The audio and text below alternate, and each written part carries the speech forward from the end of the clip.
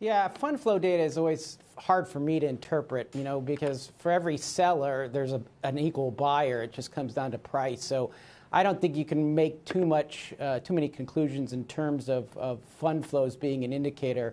However, I would agree that I don't think we're going into a euphoric atmosphere, even though the market hit all-time highs. I think there's still a lot to worry about. And that actually is a good thing because durable markets often don't last if a euphoric atmosphere exists. So I don't find trouble in the comments there. But you can see why people would ask the question. I mean, after all, there seems to be a Pollyanna mood when you have these serious tensions and warnings coming at us from Iran, Jack, and yet the market just keeps edging higher.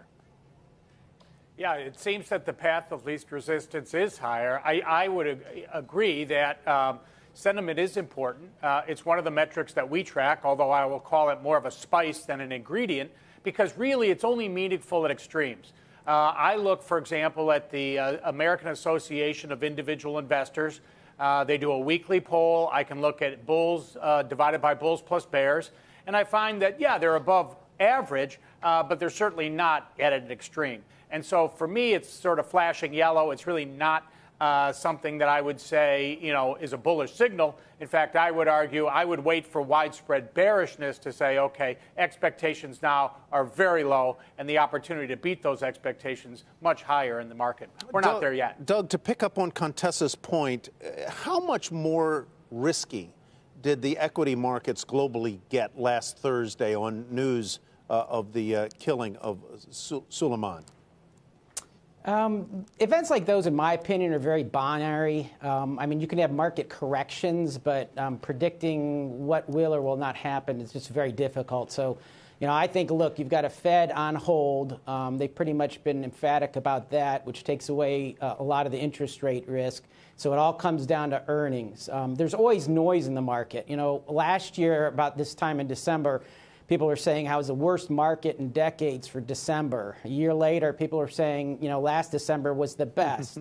Both are factual, but the question is it really all that newsworthy? I think investors can only get the long-term returns that seem so easy in the statistics if they tend to ignore some of the noise. So not to diminish that, but we just don't know. Jackie, is the market markedly riskier today than it was a week ago? And if so, how do you quantify it? And second, what do you do about it?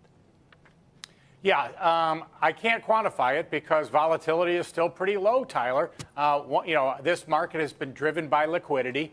Two major factors of liquidity are bond market volatility and stock market volatility, both of which were in the lowest decile of their historical range. My sense is we are likely to see a pickup in volatility of both stocks and bonds if we do get some headline events global, either from Iran or China or wherever else, the election.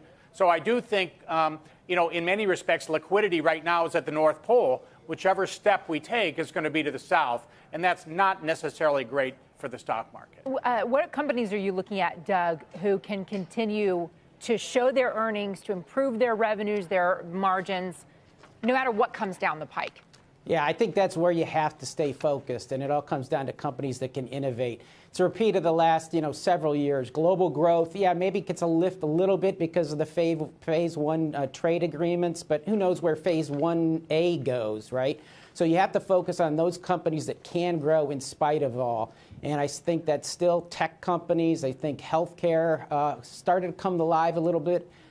It's got political risk, but it's also an area that still is ripe for innovation and potential. Communication services. So there's always a bull market somewhere. And my objective is to try to find that. And our investors have been well rewarded for that.